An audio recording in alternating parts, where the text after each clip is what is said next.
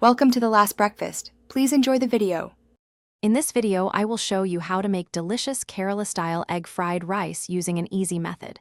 We'll start by gathering our fresh ingredients, ensuring everything is prepped for a smooth cooking process. You'll need about 2 cups of cooked rice, 3 large eggs, and a colorful mix of vegetables. Having everything ready before you begin makes the cooking experience much more enjoyable and efficient, leading to a perfect dish every time. Next, we'll focus on the eggs and aromatics, which are key to the flavor profile. Heat a large wok or pan with 2 tablespoons of oil over medium-high heat. Quickly scramble 3 large eggs until they are just cooked through, then remove them and set them aside.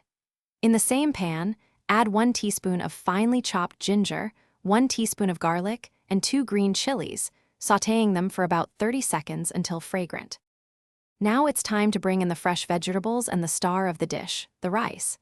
Add about 1 cup of finely diced carrots and 1/2 cup of chopped green beans to the wok.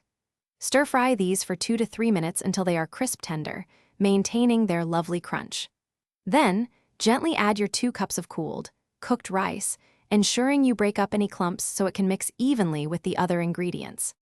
For the grand finale, we'll bring everything together and season our delicious fried rice.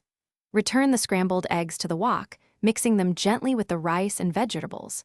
Add 2 tablespoons of soy sauce, 1/2 teaspoon of black pepper, and a pinch of salt, tossing everything together for about 1 minute. Garnish with 2 tablespoons of freshly chopped spring onions.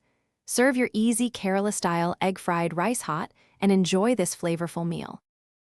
Thanks for watching. If this was helpful, leave a like and consider subscribing. See you next time.